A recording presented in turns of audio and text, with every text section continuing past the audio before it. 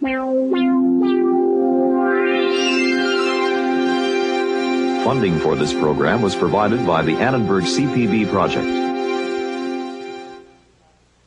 Sometimes, as we go through life, we master our experiences.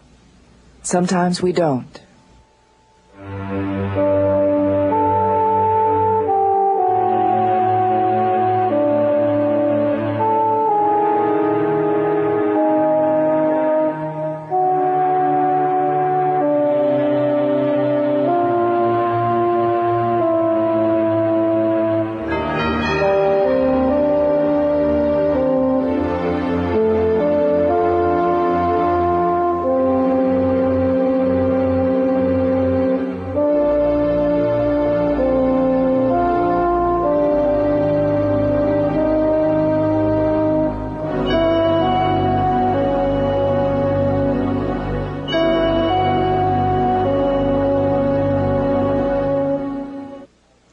It's part of being human to experience a wide range of moods.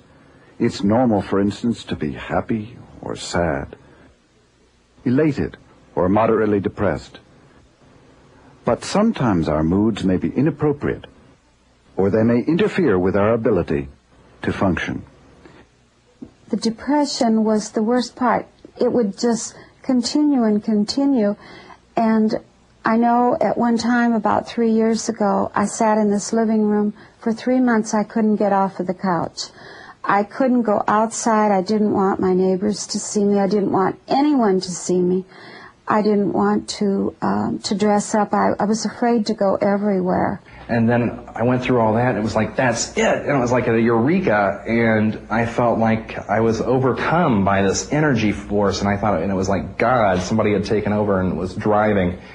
I just accelerated, and it was like I wasn't even holding onto the wheel. There was an energy, like an electricity, and I accelerated, and I was probably doing about 120 miles an hour, and it was a 2-lane highway, and I started to run cars off the road going head on, not backing off. I was waiting for them to veer out of the way. I mean, I was running them off the road. In this program, we will show what it feels like to have mood disorders and how they disrupt people's lives. The people we will meet represent the general population of such disorders. We will also explore factors that contribute to the disorders and examine treatments that seem to work. Dr. Danielle Knafo is a psychoanalytic psychotherapist in New York City, where she teaches a course in abnormal psychology at the New School for Social Research. She gives an example of when moods are in the normal range. I thought I would begin with a commonplace example that most people can relate to and empathize with, and that is the moods that come as a result of feeling that one is falling in love. Susan met John on a blind date, and she liked him very much, and the date went very well. And John reciprocated Susan's own feelings of interest in him, and he was very romantic and asked her out on a date for the following evening.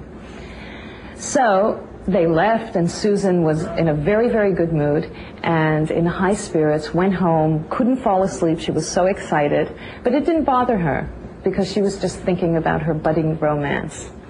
The next day when she went to work, Susan wasn't bothered by her boss's arrogant attitude, which usually annoys her quite a bit.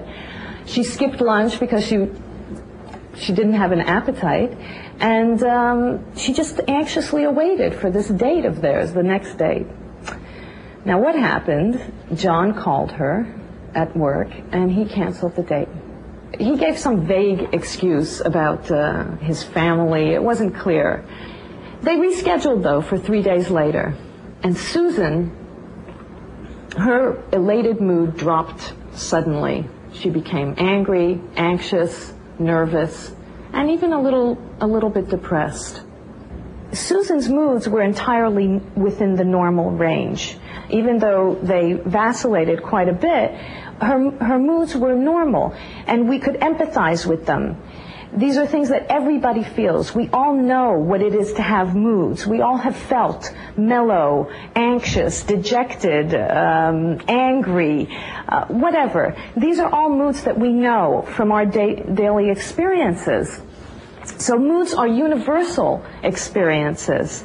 When moods are not normal, they become, they have the tendency, the person who expresses pathological moods or moodiness has the tendency to be moody, to shift a lot in terms of their moods, and also to become fixated on one or the other end of the scale.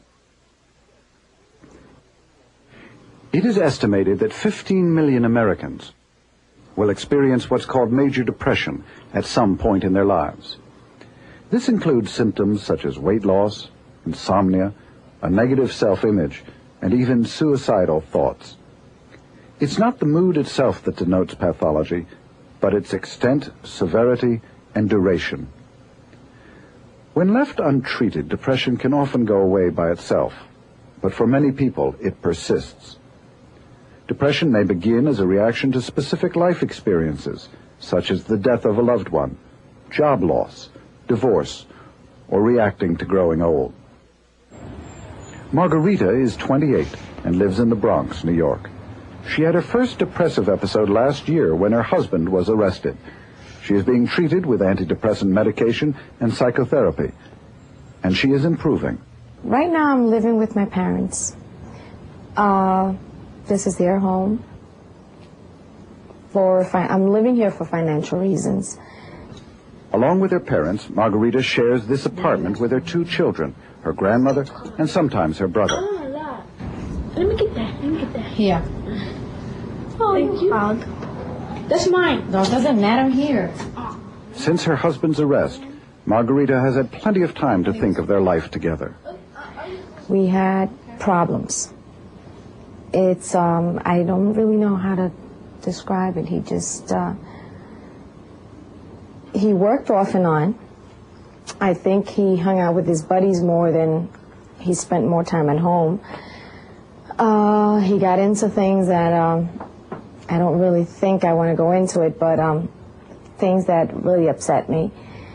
And he was out here for about a year before he got arrested. And he did 2 years in prison the first time. He came back out, and he was okay for a while.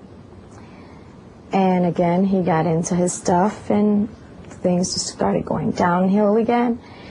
And currently, he is in Sing Sing prison, doing 5 years for attempted murder. And that has really put its toll on me. That has really, really, really hit home. Margarita, when she came in, she presented with an acute depressive episode, which expressed itself in symptoms of Esther Bayet, panic, a psychiatrist who has helped Margarita. Insomnia, weight loss. She had difficulty in eating, in concentrating. She was attending school at the time, and she had to stop briefly because she couldn't concentrate there. I always wish night would come, because I would fall asleep and I didn't have to think about anything. During the day, if I had to be in the house, it would depress me even more. And why? Because after I did whatever I had to do around the house, all I had to do was either look at TV or sit down or read or whatever. I couldn't concentrate on the TV.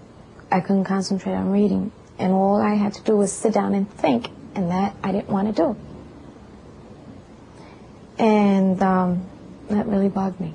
I think somebody put me in a hole, stuck dirt, and I felt like I couldn't get out. I thought, actually, that I was never going to get out of this. They kept telling me, well, the medication, this, that, and I kept saying, yeah, right, you're right, this is not going to work. I mean, I myself was also being negative, so, and I felt really, wow, I can't even describe it. It really felt bad. Phyllis is also being treated for major depression with medication and psychotherapy. But in all other respects, her life is radically different from Margarita's. She is 64 years old and lives in Peoria, Illinois. She began to experience devastating depressions in her 20s, but neither family members nor doctors recognized the symptoms. She was finally diagnosed 2 years ago. I would say that I am a middle-of-the-road person. I'm kind of traditional. I love to sew, I love to read, and I like to crochet. I used to wear the average shoe size and the average dress. I don't think of myself in any other way. Well, we've lived in this house 39 years. I thought we paid that. We did. Oh, that's good. Oh, that's our homestead thing. There's a water bill from Peoria. My husband is my friend. We'll be married 45 years in January. He's a wonderful man. I have given him a lot of problems in the years that we've been married. You won another $10 million. Oh, boy. Think so? You do that about every other day. All you have. During the 40 years Phyllis went undiagnosed, she went to many medical doctors and had countless tests looking for an answer to why she didn't feel right. And when I go in, he'd say, "But you look so good, you know." I said, but I couldn't explain to him.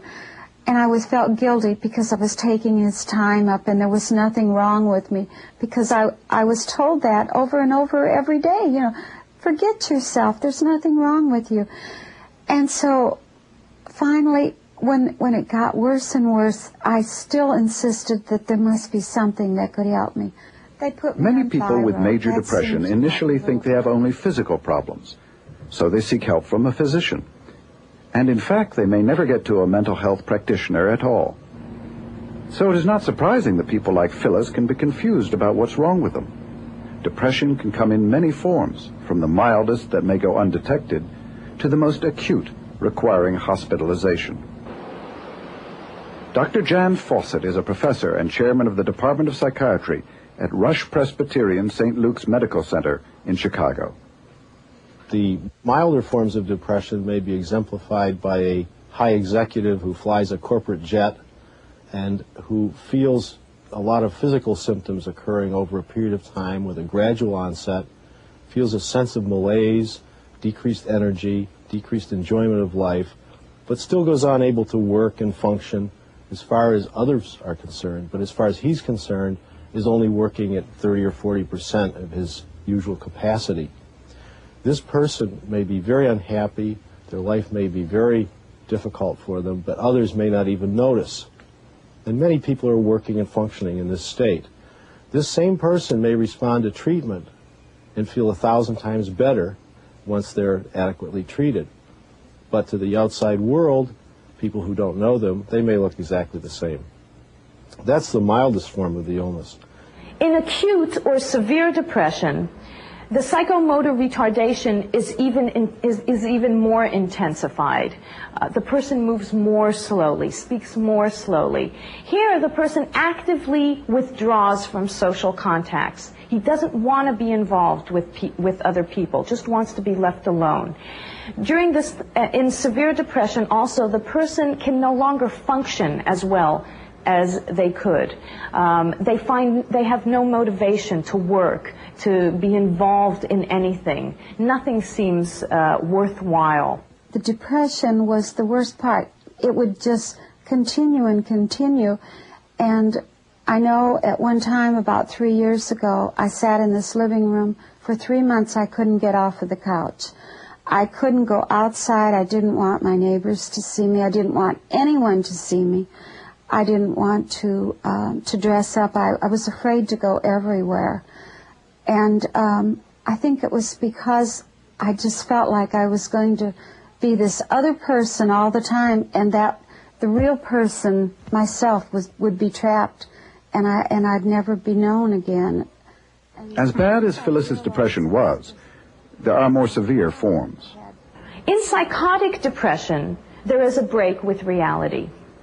Here, the person experiences delusions usually associated with guilt or self-blame. So you can see some of the things, they just become extreme forms of what we saw in the milder forms of depression. They may have hypochondriacal delusions about their bodies, that something is wrong with their bodies, that their brain is melting, that their heart has stopped, that they suffer from some kind of terminal disease like cancer or AIDS. Now, in the most pronounced form of depression, called depressive stupor, all of the previous symptoms are aggravated to the nth degree.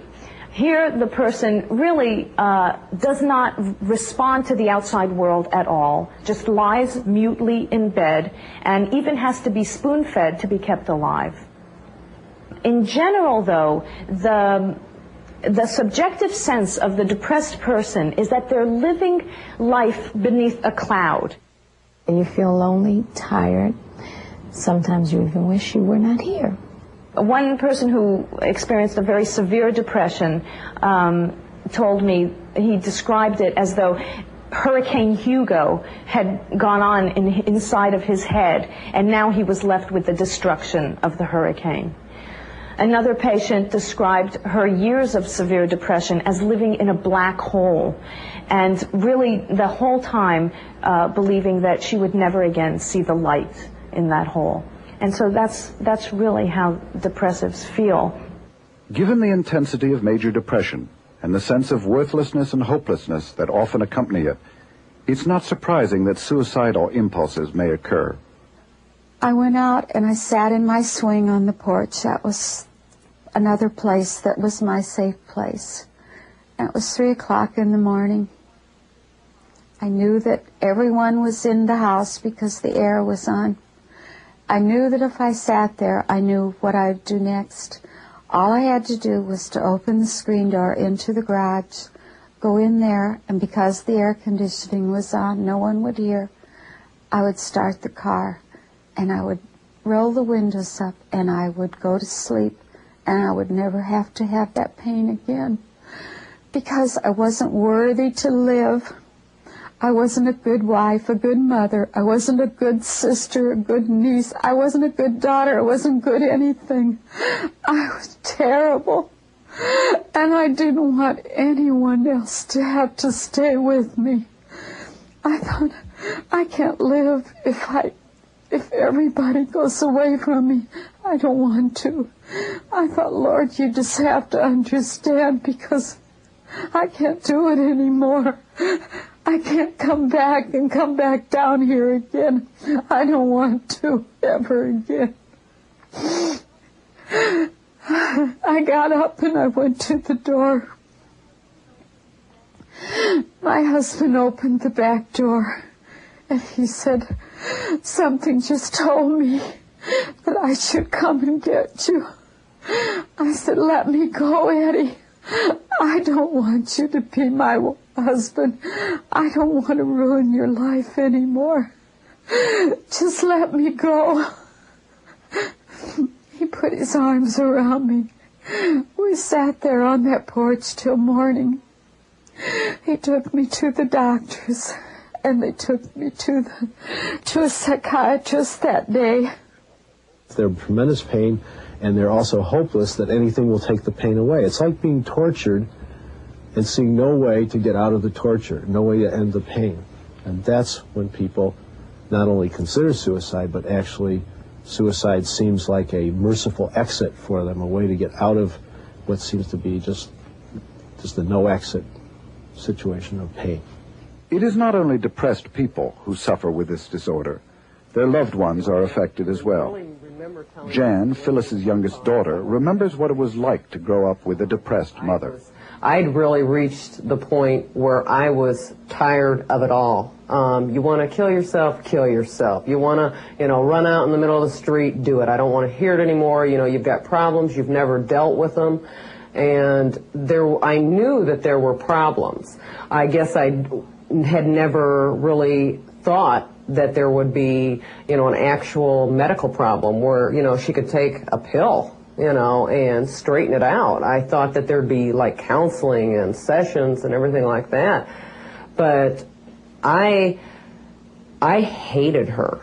I hated her. You talk about a love-hate relationship. That's exactly what I remember feeling, is that I hated the fact that she could choose, in my mind, to live like this and be this angry and this unhappy all her life when she had a choice to get help. While 15 million Americans will experience a major depression during their lives, only 1.5 million, like Rodney, a 28-year-old art director, will suffer from bipolar disorder or manic depression, a different but related disorder characterized by mood swings. Rodney experiences both depressive and manic episodes. He has lived in Peoria for 4 years, but was raised in a small farming community nearby. Last year, Rodney had his first manic episode and was put on a medication called lithium carbonate. Up until that time, he had experienced severe depressive episodes. So I was depressed at this point, and I was just slipping, and it was at kind of an accelerated rate. My parents could see that I was depressed, could see that there was a problem. I would sit and get up in the morning for breakfast, and I would just sit and stare out a window and look at a tree, and they would be talking to me, and I would just be void of conversation. So the patient with a unipolar depression can look just like a bipolar patient when they're both in a depression. Their depressions may look exactly the same, but the bipolar patient at different times may have other symptomatology, either at other times in the past over life space or a year or so, or in some cases, more severe cases, the patient may cycle from one mood to the other within the hour or from day to day. So the bipolar patient has a much more complicated illness with changes in mood as opposed to the unipolar patient that may have just recurrent depressive episodes. As a result of his treatment, Rodney is doing well, but it took a while to put his life back together after a particularly severe manic episode. There is a wide range of mania, from what Rodney experienced to milder forms, which can go undetected. Mania may range from hypomania, which is a mild form of mania, all the way to severe manic psychosis. Now, a person who's hypomanic may look like the American dream. They may look like the person who has it all, who has energy, attractiveness, they have increased sexual energy, they're optimistic, they can do everything, they're very confident people. They may want to party, they have a tremendous sense of humor, they're generative, they have imagination, and everybody looks at them and say, gee, I wish I could be like that and up and so optimistic and positive. In this world of apathy and problems that we all function in, a person who's hypomanic may look very healthy. And in fact, many people who are very successful do have hypomanias. Not all successful people, but many. And that is almost looked at as health until a person's hypomania gets to the point where it interferes with their judgment and they start overestimating what they can do or what others should be able to do. And they make bad decisions, and they, or until they cycle down into a depression and then can't function. That goes all the way into a severe mania where an individual is psychotic and delusional, may believe they're the second coming of Christ, may believe that they control the world, may actually become paranoid, fearful that others are trying to kill them, may carry weapons, may actually commit homicide or put people at enormous risk or put themselves at enormous risk because of their behavior, which is a function of their psychosis and their judgment, which has been totally distorted by the process. I went on about a 7-mile trip, 8-mile trip through a small community. There were people walking across the streets in this small town on a Saturday night around 6 o'clock, and I came blasting through there at 120 miles an hour. With my horn on, with my headlights on, with my hazard lights flashing, with my stereo cranked up, with my sky roof open, with my windows rolled down, and I was just screaming through town, and someone else was driving. Someone else was in control of the car. I was just a body. And I hit 2 cars. I sideswiped 2 cars. I hit one and kept on going. It didn't even faze me. It was like, it bounced me off the side of the road. I mean, I hit one car so hard it knocked me off. I mean, it knocked me clear across another lane.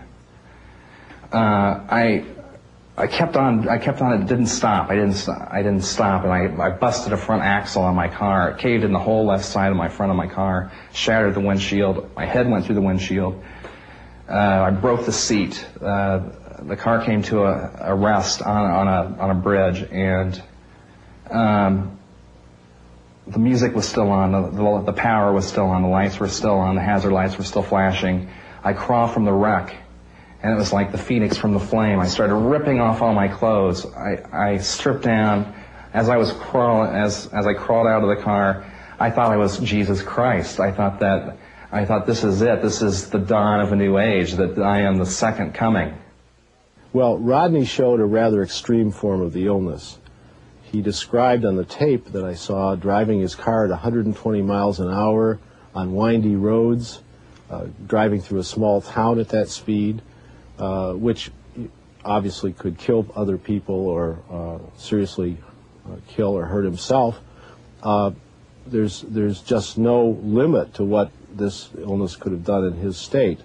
As he describes it, he eventually his car crashed. He climbed out of the wreckage, stripped off his clothes, thought he was the second coming of Christ, and began jumping up and down and preaching in the road in the face of traffic, terrifying people because of his behavior. He was delusional. He was in a very extreme form of the illness.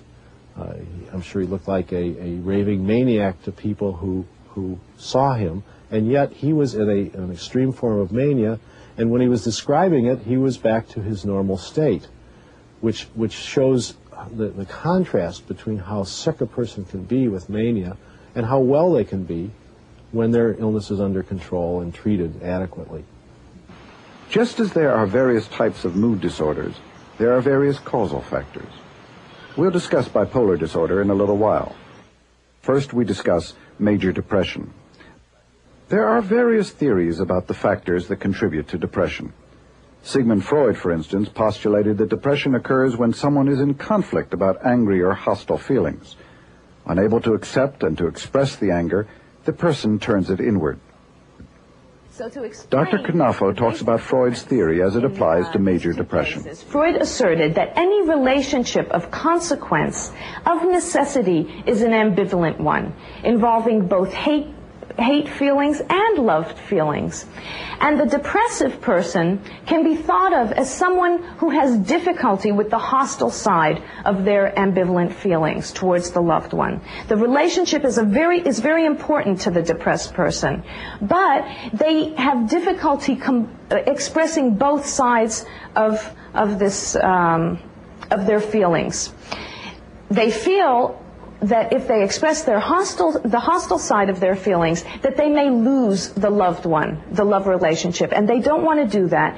So they find a solution to expressing this hostility. And what the solution is, according to Freud, is that they take that anger that they feel towards the loved one and they turn it inwards, towards themselves, towards their own self-image. We have a patient who had enormous anger built up toward her husband, not only as a result of his being arrested and incarcerated at this point, but as a result of a long history of marital conflict. And that anger had never really been resolved. It was highly conflicted because she felt a certain dependency on this person and obviously was concerned about expressing this anger would interfere with their relationship and remove this person who she had become quite dependent on. It's that kind of psychological conflict or conflict between opposing feelings that usually results in the development of these kinds of depressions. And sometimes I would just look at him and just throw my hands up in the air and tell him I give up, do what you want to do. But meanwhile, I was eating all this and feeding it and not really doing anything for myself. At the time, it was a love that really, really hurt. I really don't know how to explain. I think I was afraid of losing him. of him leaving me or whatever. Not all depression is a matter of anger turned inward. There are alternative ways of explaining depression. Right. Well, I think our current thinking is that the causes of depression are mixed. There is no one cause of depression, even for a single person. It's unlikely that there is one thing that causes their depression. And so we think of it as a risk factor model, where depression develops in the context of risks, and when those risks get high enough, the person goes over some threshold to develop this self-sustaining depression. And those risks might be divided into three categories: psychological, environmental, and biological. On the biological risk side, we have genetics, other physiological conditions, which give us a predisposition toward becoming depressed. On the psychological side, we have thinking patterns, cognitive style, personality, and various factors like that that may leave us at greater risk for depression. And on the environmental side, we have things like stresses and lack of social supports, which leave us at greater risk for depression. And when the sum total of all of these risk factors get high enough, then that pushes us over some threshold and we go into a period of clinical depression. For some people, one of those three factors may be stronger than the others, but it's unlikely that there is one cause, that someone has a biological depression and nothing else is involved. It's usually some balance with different weights on the different factors. First of all, the development of a clinical kind of phenomena like depression is a very complex phenomenon, and it involves the development psychologically and physically of the individual. And then on top of that, the need to cope with these sometimes catastrophic social conditions that patients are exposed to. Some of the conditions that Gary Edelstein's clients are exposed to are poverty, unemployment, drugs, homelessness, and increasing amounts of violence. But as both he and Dr. Young point out, all the risk factors have to be attended to. So what we're looking at is not only the acute exposure to a particular social problem, but the tendency of that individual to have been exposed to those problems all through their lives. All of this sets up the conditions that when a real major social stressor is inflicted upon them, the patient is unable to cope. And that's usually when they present to us with clear diagnostic symptomatology. Different populations seem to have different kinds of risk factors. Women, for instance, are twice as likely to suffer from major depression as are men. Dr. Canafo and Dr. Fawcett discuss some of the theories about psychological, biological, and environmental factors that may contribute to this difference. In addition to women living in a long-standing, socially disadvantaged role in our society, we know, and research has shown, that for women, relationships are more significant than for men.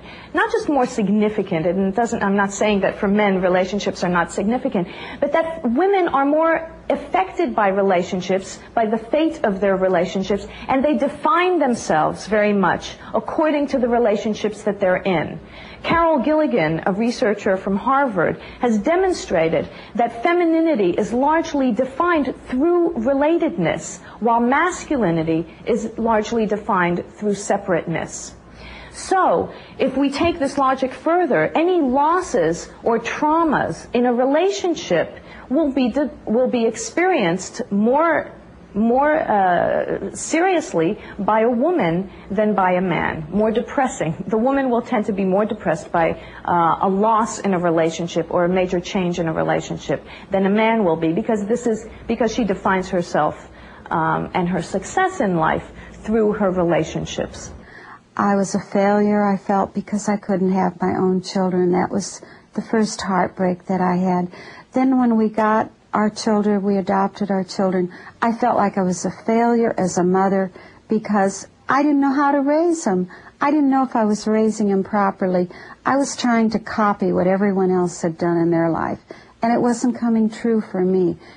I love their father so much, I was willing to do anything for him. It hurt.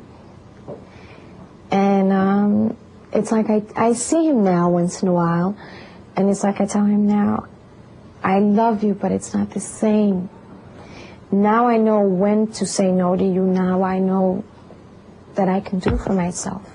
I don't have to depend on you. More women come in for treatment than men. It may be as high as 3 to 1 in a clinic, women to men. Women accept treatment more easily or seek treatment more easily than men. Men wait till they're much worse off before they'll get treatment, usually till they can't work, or else, and they have a much higher rate of suicide. Why do more women have depression than men? And I think they do. It may be because less women are alcoholic than men. Men are much more likely to have alcoholism, and alcoholism and depression overlap a great deal. So many men may become alcoholic as a way of treating their depression. It's a very poor treatment for depression. It makes it worse, but it allows the person to get by for a longer period of time. And that may be one possibility, is the overlap between alcoholism and depression, or alcohol abuse and depression. The other reasons may have to do with hormonal differences between men and women. There are considerable differences, and women frequently develop premenstrual depression. Women with depression frequently get much worse premenstrually. This is not uncommon. So there may be a hormonal difference, and there may be a lot of social differences in terms of social roles that have to do with women in our society that exert different pressures on them than on men that account for this. Along with psychological and environmental factors, experts believe that biology plays a role in both major depression and bipolar disorder. There seems to be a strong genetic component, especially for bipolar disorder. Rodney belongs to a support group called Mood Challenge. At a recent meeting, Rodney's mother discussed her first manic episode. At age 55, I had my first one, and the doctor said that was very unusual to have it. But I had been under a tremendous lot of stress with Rodney and all he had to go through, and other things in our life, and I had just been under a lot of stress. I didn't know anything unusual was happening to me. I felt, there had been a few nights that I hadn't slept, but not too many nights. And I just felt like I was really into God. But during all this time, I had tried to pretend that nothing was happening, that I just tried to shut it off. I thought, I have to do this because I had to work, I had to go to work. And family, don't we? You were really into God, and I thought I was God, right? Oh, I didn't do that. The idea of genetics right now is based mainly on the observation of family transmission. That means the occurrence of an illness being more likely if there's a family history of the illness. Now, that doesn't prove genetic transmission, it just suggests it. Somebody looking at the patient's environment could say, well, the environment's also the same in the family, and maybe that transmits the illness. We have reasons to believe from twin studies where the identical twins have the same genetic material that the likelihood of the transmission is much greater.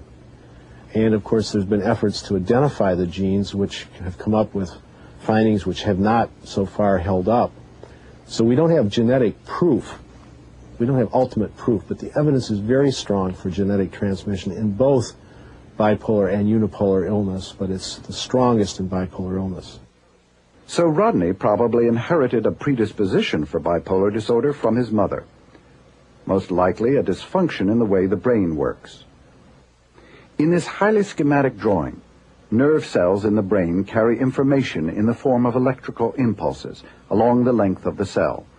For the impulse to cross the synapse, the space between the cells, a chemical called a neurotransmitter must be released into the synapse. The neurotransmitters move across the space and lock into specific receptor sites on the next cell. That's normal brain function. The theories of mood disorders, that includes both depression and mania, are dominated today in today's knowledge base by our knowledge of neurotransmitter function in the brain. So, in major depression, a person may not have enough neurotransmitter at the synapse. In a person who is manic, there may be too much neurotransmitter at the synapse. Summing up, there is no single cause of major depression or bipolar disorder. there are various contributing factors. 1. There may be deep-rooted unconscious conflicts. 2. On the biological level, a deficit of neurotransmitters may result in depression, while an excess may produce manic states. 3. There is strong evidence that some mood disorders, especially bipolar illness, may be genetically transmitted from one generation to another. And 4. Some depressions may come as a reaction to life events, so environmental factors must be considered. Unemployment, illness, or the death of a loved one may lead to depression. All or some of these factors may be involved, and it is important to assess each person individually to determine what the causes are and what treatments will be most effective. Some people with major depression aren't treated because the episode runs its course, they aren't properly diagnosed, or they just don't seek help. For the rest, there are two general forms of treatment: psychotherapy and medication. Phyllis received both. The appropriate use of antidepressant medications has helped many people with major depression. The treatment for depression would be a medication which would increase the availability of certain neurotransmitters, perhaps norepinephrine, perhaps serotonin. We would use medications like the tricyclic antidepressants, for instance, Elavil or Tofranil, are well-known medications. As Dr. Fawcett notes, antidepressants increase the level of certain neurotransmitters. There are two kinds of medications that accomplish this: the tricyclics and the MAO inhibitors. For a long-term mood disorder in which biology is a major causal component, such medications can often work wonders. The problem is they don't work for everyone who takes them. In addition, the dosage must be watched carefully. There can be dangerous physical and psychological side effects. Any medication you may take will have side effects. The importance of the side effects has to be measured against the benefits of the medication, and the cooperation and motivation of the patient is extremely important. But my medicine, I depended on too much of it at first. I thought, I'll never be sad again. This is wonderful. I'll never have to worry again. But I was wrong. Medication can only do so much. You have to start to make your own recovery on back through the road, and you have to go and you have to mend every bridge that you've broken. For some people, medication is enough, and some get better without any treatment at all. Many others need and can benefit from psychotherapy, with or without medication. In therapy, people examine how their life experiences and early events have affected them. For a long time, this has meant psychodynamic psychotherapy, a model in which unconscious conflicts, considered to be at the heart of the depression, are uncovered. At Soundview Clinic, where Dr. Bayet is the medical director, Margarita is being treated by Gary Edelstein, who uses psychodynamic principles. I would say that depression was really not only the anger turned inward, but it was the result of the conflict between her anger, her aggression toward the husband, and also her conflicting need, affection, and dependency on the husband. That creates a conflict which is, for the patient, unresolvable and results in them just psychologically giving up. And that's the clinical manifestation of depression. Therapy consequently focuses on the identification of this aggressive impulse and the understanding of how it's being rechanneled and conflicted, so that when the patient understands that in a more clear way, she's able to accept the feeling and understand that it's an appropriate and human feeling, and doesn't mean that she will deprive herself of that dependency object. Today, in addition to psychodynamic psychotherapy, there are some new short-term psychotherapies available. Right, and different individuals need different mixes and even different types of psychotherapy. We talk about psychotherapy as if it's one thing, but there are many different types of psychotherapy. Not everybody, in my opinion, should have psychoanalytic psychotherapy that has a depression. Some people need it. Some people would do better with a cognitive form of psychotherapy. I think it takes some expert judgment to decide what a person needs. And anyone who evaluates people with depression should be familiar with all the different types of therapy available and make a decision on an individual basis what a patient needs in each case. And again, everybody wants simple answers to this question, either or, one or the other, and that's just not how it works with human beings. They're so different and so individual. Well, there's been a lot of advancement in the past 10 or 15 years for psychotherapy and depression. The two that have emerged as being demonstrated by research to be effective in depression are cognitive or cognitive behavioral therapy and interpersonal psychotherapy. Those are both types of therapy which were, at least originally, specifically developed for depression and were specifically developed to work in a prescribed period of time, usually 2 to 3 months. The theory of cognitive therapy is that our feelings and our behaviors are to a large extent determined by the way we think about things. So, for example, if someone criticizes something I say, and then I might ask you, well, how am I going to feel when that happens? It's almost impossible to answer that question without knowing what I think about having been criticized. The depressed person has negative evaluations of themselves, tends to put a negative cast on events that happen, a negative view of the world and the future, and therefore feels and behaves in a depressed way. So the way we translate that into therapy is to identify with the person the thoughts that they're having, not an analysis of the psychodynamics or the psychological processes underneath like you might in traditional therapy, but just what their thoughts are.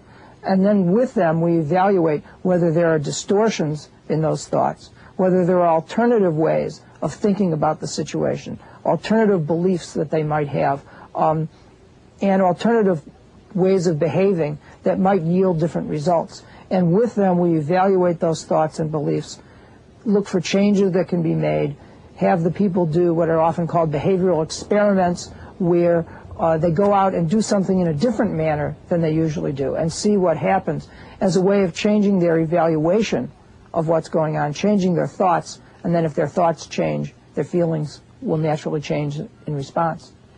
I now know that when I start to think about something sad, that I start to say to myself, I try to use the coping skills that my psychiatrist has given me, along with the help that I've had from Mood Challenge. Like, you're really not this bad person. You did this, but you are able to take the responsibility for it now. I don't see psychotherapy and medication as an either-or question. Some patients that have more severe depressions are not going to get better, in my opinion, without medication in the more severe level. Many patients need both psychotherapy and medication to fully recover from their depression. There are a few people that can have even severe depressions who have intact personalities who can be treated with medication and some supportive psychotherapy and recover without any further need for therapy. There are those people. But that is not to say that you can replace psychotherapy with medications in patients who need both. You simply can't do it. I would say that really looking at the whole person involves our not falling into a particular ideological position, but utilizing all of the knowledge that's available to help our patient. When patients are so severely depressed that they can no longer function, or they are suicidal and haven't responded to drugs or other therapies, many professionals think that ECT, electroconvulsive therapy, may be the only option left. How ECT works is not fully understood. A convulsion is produced by passing an electric current through the brain. In 80% of those who receive ECT, the depression lifts within weeks. ECT was first used as a treatment for depression in 1938. The controversy that surrounds it is the result of its history of overuse and even abuse. In the 1940s and 50s, ECT was widely used in mental hospitals, often indiscriminately. Patients experienced long-term memory loss, bone fractures, and heart attacks. In the 1960s and 70s, ECT fell out of favor, replaced by psychoactive drugs. But psychiatrists were faced with the problem of treating severely depressed patients who didn't respond to medication. ECT has been making a comeback. But there have been changes. The length and the intensity of the electrical charge have been reduced, as have the number of treatments. Patients are now given strong muscle relaxants to prevent broken bones, and they are carefully monitored.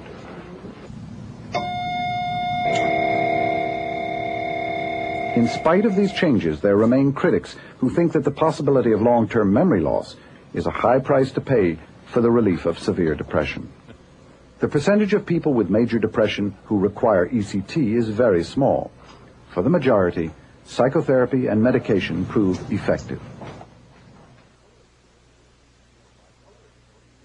For bipolar disorder, the same is true. Here, treatment usually involves the administration of the drug lithium carbonate and some form of psychotherapy. The patient who has manic depressive illness, as far as we know, has it for life.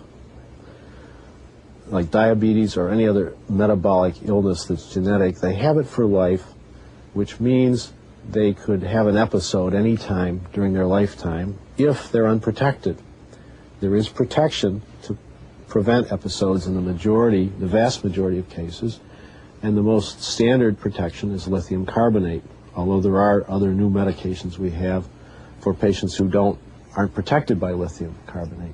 I think the quality of my life today has never been, it's never been any better. Looking back, like even a year ago, I was unemployed. I didn't know what I was going to be doing, and it has just kind of evolved. I'm spiraling up, and it just has worked out great. I'm managing my illness. With lithium, I take 1,200 milligrams a day. The likelihood of recurrence with just average treatment, when I say average treatment, that includes people who don't take their medicine, the 5-year risk of recurrence is close to 80% in this illness. For those who take their medication as prescribed, only 20 to 30% will have a recurrence over a 2-year period. But even with medication, psychotherapy may be an important part of their overall treatment. Dr. Knafo relates the history of Lester, a bipolar patient. He had a long history of depression, but he also had had several manic episodes for which he had been hospitalized. So here he was hospitalized this time. He was about the age that his father was when the father had committed suicide. In the hospital, Lester was treated with lithium carbonate and participated in psychodynamic psychotherapy with Dr. Knafo. A lot of work had to be done in terms of separating Lester's identity from that of his father's, and also in allowing him to mourn the death of his father. Apparently in his family, emotions were not tolerated, so he was never allowed to grieve his father's death. Eventually, Lester responded to the treatment, moved out of the hospital, and back into society. In addition to medication and psychotherapy, self-help groups like Mood Challenge in Peoria can offer social support to those who are coping with mood disorders. What you have to remember is that the illness, it affects different people differently. Like just because you have certain sensations and the illness affects you a certain way doesn't mean that it affects other people the same way. We tend to do that. We tend to tunnel vision from our viewpoint. Right, exactly. Rod's mania may have been entirely different than mine. Right. But the music and the life, there's a lot of similarities, Don. I'm sorry. There's a lot of similarities, I think, from just talking with you, I'm sure. Yeah. My son, unfortunately, isn't in as good a shape as Rod's or you. He's still struggling with trying to get this under control. And right at this moment, he's in a depressed state. He's functioning, going to work, but that's all he's doing. He comes home from work and goes to bed. The other members of the group have been through what I've been through. They know what I'm feeling. They know the questions that I face about the medication, about treatments, about reestablishing my life in the community. Because a majority of them have been there, and you just can't get that anyplace else. We have talked about two types of mood disorders, major depression and bipolar disorder. For both categories, the episodes can range from mild to severe. When mild, other people wouldn't know that there is anything wrong. When severe, total incapacitation can occur. There are many theories about what causes depression and manic depression. One-dimensional explanations are inadequate. We must evaluate risk factors, psychological, biological, and environmental, and the complex ways they interact, and then assess each person individually to determine which treatment or treatments would be the most beneficial. The bad news is that 1 in 10 Americans will experience a mood disorder. The good news is that in most cases, mood disorders can be successfully treated. Whoa. Whoa. Night and day. That's a real easy way of saying that before we lived in darkness and now we live in light.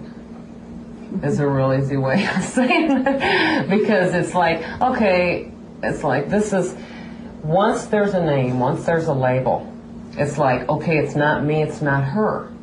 You know, and you can let it go. You don't have to dwell on, what could have been, what should have been. And it's kind of like a catharsis in the cocoon. It's like, okay, we're free. She's happy. I mean, I could never disagree with her at all. And now I can disagree with her, tell her I disagree with her, and she still likes me. It's like, all right, this is, I think I'll keep her, stick around.